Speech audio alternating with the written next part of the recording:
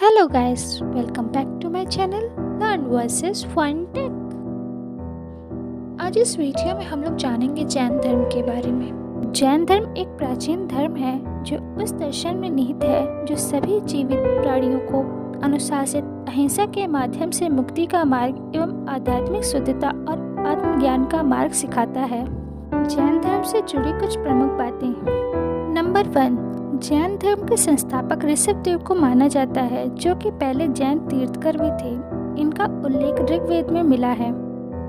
Number 2, Karnataka के स्वर्णबेलगोला में जैन धर्म का महत्वपूर्ण धार्मिक उत्सव महामस्तकाभिषेक का आयोजन किया जाता है। यहाँ ऋषभदेव को गोमतेश्वर बाहुबली के नाम से 18 मीटर ऊंची प्रतिमा स्थित है। नंबर 3, जैन धर्म के 23वें तीर्थकर पार्श्वनाथ थे। पार्श्वनाथ काशी के इक्ष्वा कुवंशीय राजा अश्वसेन के पुत्र थे।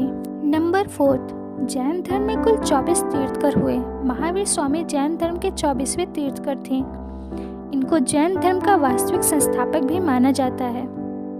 नंबर 5, जैन तीर्थकर ऋषभदेव तथा अरिष्टनेमि का उल्लेख ऋग्वेद में मिलता है।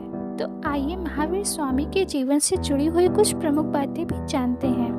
महावीर स्वामी का जन्म वैशाली के निकट कुंडल ग्राम में 540 ईस्वी पूर्व में हुआ था। इनके बचपन का नाम वर्धमान था। इनके पिता का नाम सिद्धार्थ, जो कि वजी संघ के प्रधान थे, तथा माता का नाम त्रिशला, जो कि लक्ष्मी कुल के प्रमुख चेटक की बहन थी। महावीर स्वामी का विवाह यशोदा नामक राजकुमारी से हुआ था। इनकी एक पुत्री का नाम अनिरुद्धा यानी कि प्रियदर्शनी तथा दामाद का नाम जामिल था। महावीर स्वामी सत्य की खोज के लिए 30 वर्ष की आयु में गृह त्याग कर सन्यासी हो गए थे। महावीर स्वामी को 12 वर्ष की गहन तपस्या के पश्चात जुम्बिक ग्राम के निकट ऋजुपालिका नदी के तट पर एक वृक्ष के नीचे सर्वोच्च ज्ञान यानी कि कैवल्य की प्राप्ति हुई थी। पार्श्वनाथ द्वारा प्रतिपादित 4 महाव्रत सत्य, अहिंसा, अपरिग्रह तथा अस्तेय में महावीर ने 5वां ब्रह्मचर्य जोड़ा। कैवल्य की प्राप्ति के पश्चात उन्हें कई नामों से जाना जाने लगा।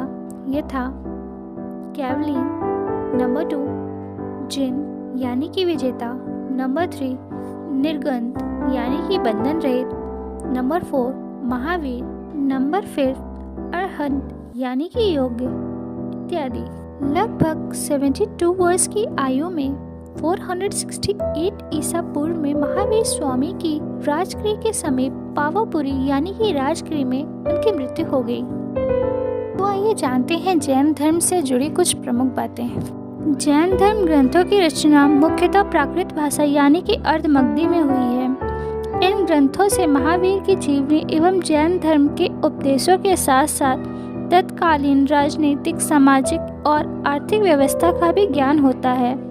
महावीर स्वामी के दिए मौलिक सिद्धांत 14 प्राचीन ग्रंथों में हैं, जिन्हें पूर्व कहते हैं। बाद में इन्हें 12 अंग व 12 उप अंगों में विभाजित कर दिया गया है। अनेकांतवाद का सिद्धांत यानी कि शमद्यवाद एवं दर्शन जैन धर्म का है। बाहुबली की मूर्ति यानी कि गोमतेश्वर की मूर्ति का निर्माण मैसूर के गंग वंश के एक मंत्री ने कराया था। जैन धर्म के त्रिरत्न हैं सामक्य दर्शन, सामक्य ज्ञान, सामक्य आचरण।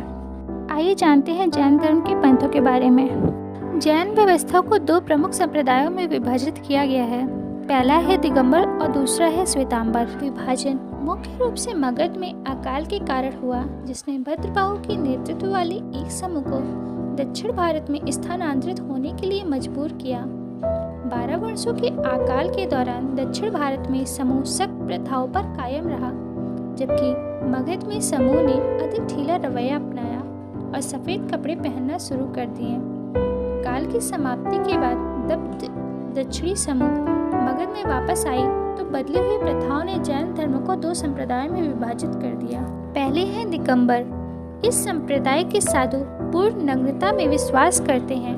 पुरुष बिच्छू कपड़े नहीं पहनते, जबकि महिला बिच्छू बिना सिलाई वाली सफेद साड़ी पहनती हैं। ये सभी 5 व्रतों का पालन करते हैं: सत्य, अहिंसा, अस्तेय, अपरिग्रह और ब्रह्मचर्य। मान्यता है कि औरतें मोक्ष प्राप्त नहीं कर सकती हैं।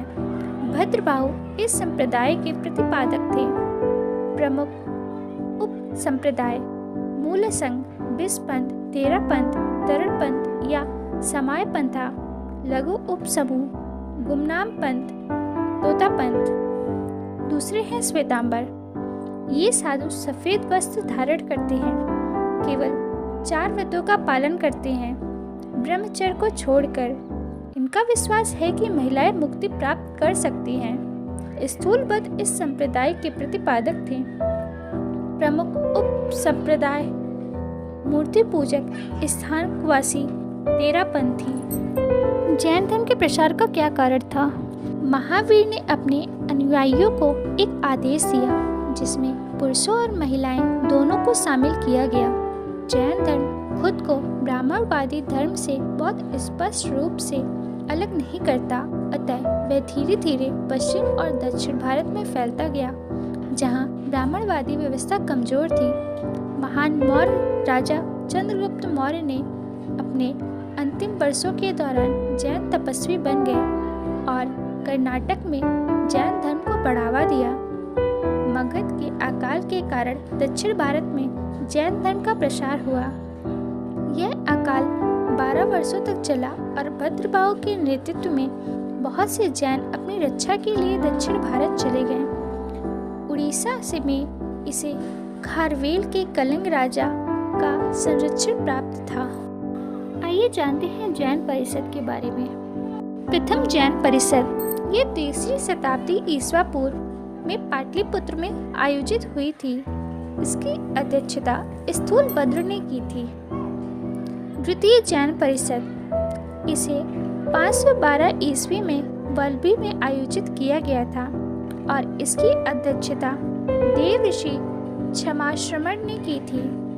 12 अंग और 12 उप अंगों का अंतिम संकलन था ये। जैन धर्म किस प्रकार से बौद्ध धर्म से भिन्न है? जैन धर्म ने ईश्वर को अस्तित्व की मान्यता दी है, जबकि बौद्ध धर्म ने नहीं दी है।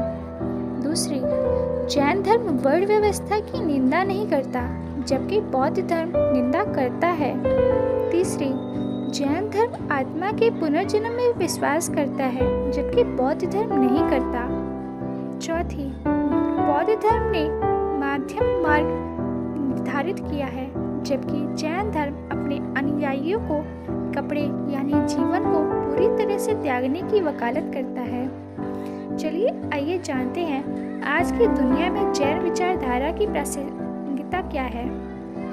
जैन धर्म का योगदान, वर्ण व्यवस्था की बुराइयों को सुधारने का प्रयास। दूसरी, प्राकृत और कन्नड़ का विकास।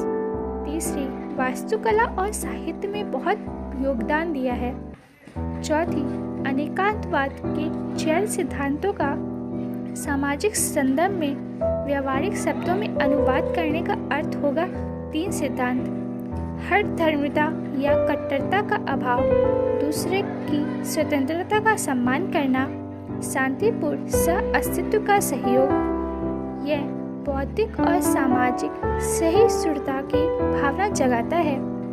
आज के परमाणु संपन्न समाज में लंबे समय तक शांति प्राप्त करने के लिए अहिंसा के सिद्धांत की प्रामुख्यता मिलती है।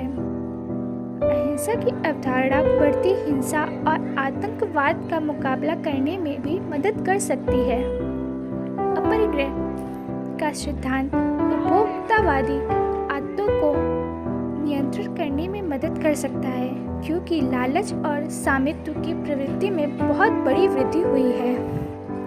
कार्बन उत्सर्जन करने वाली अवांछित विलासिता को दूर कर इस विचार से ग्लोबल वार्मिंग में भी सुधार किया जा सकता है।